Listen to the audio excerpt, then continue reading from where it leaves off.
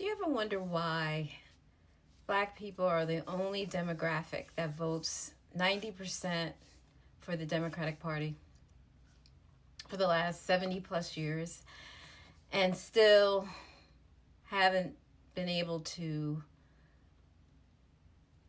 achieve the things that they need to achieve in terms of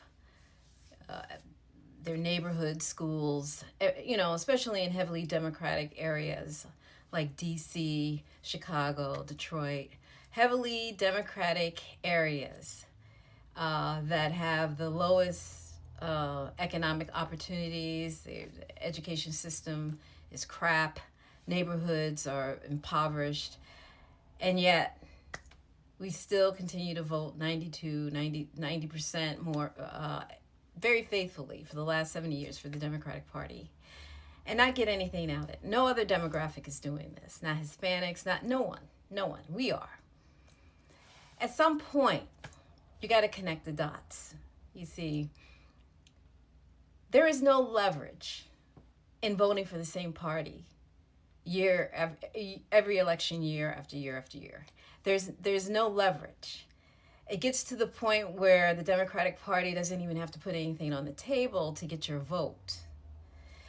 And they're always dangling reparations as a carrot, in spite of the fact that at some point they've had control of the executive branch, the legislative branch, everything, and still not able to get reparations passed. Ask yourself, why? Why? When they were able to control all levels of government, still can't put reparations in and pass it. You either know the game or you don't. You either know how to play the game or you don't. You either know how to discern when you're being played or you don't.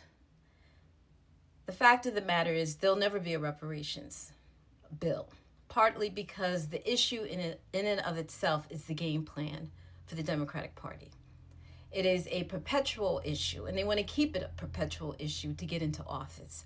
This is among other things that they do to dangle ridiculous things like DEI. And yet, most black people aren't even benefiting from that. DEI is really benefiting every other so-called marginalized group except black people. But black people are the face of DEI. And you got to wonder why. Connect the dots already. You're a convenient scapegoat. Black people are convenient. We get a lot of things done in our community, and that's why we're used so much by the Democratic Party. And there's no point listening to people, pundits, and the Al Sharptons of the world, the Congress people, Maxine Waters. Look at each and every one of their districts, like Maxine Waters, Jasmine Crockett, all these upcoming new so-called, up-and-coming Congress people and senators. Look into their districts and see how they look. And tell me, are they in it to help their community, or are they in there just to make a lot of money? Like Maxine Waters. For the last 40 years, this woman has been in office, and her district looks like crap. Don't take my word for it. Just go on there and look. For those who come from her district, take a look around and scan your own community and tell me if I'm lying. These people are in office because they're getting paid. They're getting paid to corral black people to vote for the Democratic Party. I don't know how else to explain it. You either know it or you don't. You either see it or you don't. Aren't you getting tired of being used? Don't you understand how to leverage your power? You use both parties to get the things that you want. You don't just blindly vote for the same party every election cycle and expect some kind of change. And the whole time they're making you the face of the struggle and the oppression, and you're getting nothing out of it. Every other group can come in there. The Asians got an anti-hate bill. We couldn't even get that for the last 100 and some years when they were lynching us. The alphabet community was able to get great strides as far as their ability to get the things that they worked for using our blueprint. And yet we're the face of all this, and we haven't gotten anything. These immigrants coming into the country, we're taking resources from Black communities, not rich suburban white communities. Figure this out. Connect the dots already. You're being played. You've been played for a long time by the Democratic Party.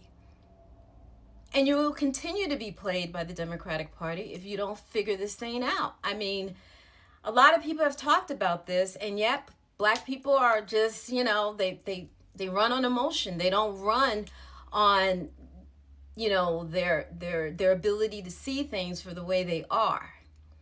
And this is why you're used, because you're so emotional about these things. You can't discern and figure out, you know what, let's play both sides. Let's play it like everybody else is playing it. We don't give a vote and expect nothing. They either are going to deliver or you start voting for the other side. And when the other side starts acting up, you put pressure on them. But this blind leading and blind voting, just because your grandma voted Democrat, just because your great-granddaddy voted, that is not intelligent voting. You're not giving yourself any leverage. You're allowing a whole party to use you as a collective. And then at the end of the day, you're not getting it. Everybody else is getting a piece of the pie but Black people. And you're becoming the face of these movements that don't even benefit you in any great way. Not in a great collective way for anybody that looks like this. You're being used. I mean, connect the dots already. If you can't figure this out, I don't know what to say. I mean, people will come for me, call me a coon or whatever it is, but, I'm not going to just give my vote away carelessly. And I've stopped listening to these race hustlers years ago because I already saw that they were in it just for the money. They were in it just to gain Black. They're used by other powerful people to corral Black people into voting a certain way. You either know this stuff, you either see this stuff, or you're just out there in space and you're just voting blindly because, Jasmine Crockett can, dance and tap dance for the white man to corral you to vote, to support her. And she'll be the face of the Democratic Party, like Kamala. And then you'll lose. Because nobody ain't going to vote for her. Nobody in great numbers except for Black people are going to vote for her. So here we go, rinse and repeat. You're going to put another loser on the ticket for the Democratic Party and the presidential candidate for 2028, and you're going to lose again. That's if she can get through the primary. I mean, this if it wasn't so pathetic, it'd be comical. If this whole thing wasn't so pathetic, I wouldn't be sitting up here on TikTok wasting my time talking to the ethers out here. Thank you for those who support it. Others, you just figure this out. I mean, this isn't hard. This is just a matter of common sense. But then I guess common sense is not so common. I think there's just some people who get it, and then there are people who just don't. They just, they're going to do what they've always been doing because they're in a certain pattern of behavior, and they don't want to break away from it. They've listened to the wrong people for too long. They've allowed the left-wing media to gaslight them and rile up emotions and get you to vote out of fear instead of out of power, out of strategy. You're just throwing your vote away. And that's basically what Black people have been doing. They've just been throwing their vote away for the last 70 plus years, not realizing that the very party that they think has their back really has been using them and exploiting them to a level that's so ridiculous. And the very few, the 8%, 7 or 8% that see it, they see it. And the 92, you're still on the plantation. I don't know what to tell you. It is what it is.